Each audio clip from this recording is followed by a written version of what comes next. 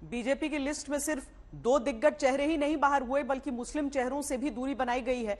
एकमात्र चेहरा शहनवाज हुसैन को चुनाव समिति से बाहर कर दिया गया है, जिससे साफ हो गया है कि आगे बीजेपी का एजेंडा क्या होगा। बीजेपी का एजेंडा साफ है, आगे की रणनीति साफ है।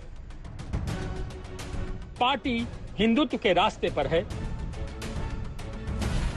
और चोट तुष्टीकरण की सियासत पर है।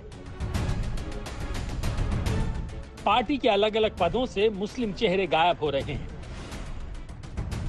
आज संसदीय बोर्ड और संसदीय चुनाव समिति की नई लिस्ट जारी की गई तो दोनों ही लिस्ट में एक भी मुस्लिम चेहरा नहीं था। चुनावी समिति की पुरानी लिस्ट में शामिल शहनवाज हुसैन को भी संसदीय बोर्ड से बाहर कर दिया गया। वहीं संसदीय बोर्ड में अल्पसंख्यक चेहरे के रूप में पहली बार किसी सिख चेहरे की एंट्री हुई है, जहां पूर्व आईपीएस इकबाल सिंह को शामिल किया गया। यानी साफ है कि मुस्लिम की बजाय बीजेपी के एजेंडे में अल्पसंख्यक के तौर पर सिख समुदाय है। किसान आंदोलन के बाद से इनकी नाराजगी दूर करने की कोशिश की जा रही है। इस वक्त मोदी सरकार की कैबिनेट में भी एक भी मुस्लिम चेहरा नहीं है। मुख्तार अब्बास नकवी आखिरी मुस्लिम मंत्री थे, जिनसे अल्पसंख्यक विभाग भी लेकर स्मृति ईरानी को दे दिया गया। मोदी सरकार के 8 साल में यह पहला मौका आया जब कोई मुस्लिम चेहरा मंत्रालय में नहीं था। मुख्तार अब्बास नकवी को नई जिम्मेदारी की अटकलें लगने लगी, लेकिन सारी अटकलें खारिज होती चली गईं। उपराष्ट्रपति उम्मीदवार को लेकर उम्मीद थी कि बीजेपी किसी मुस्लिम चेहरे को मैदान में उतारेगी, लेकिन जगदीप धनखड़ के नाम के ऐलान के साथ ही ये उम्मीद भी खत्म हो गई। वहीं मोदी कैबिनेट पूरी तरह से मुस्लिम मुक्त हो गई।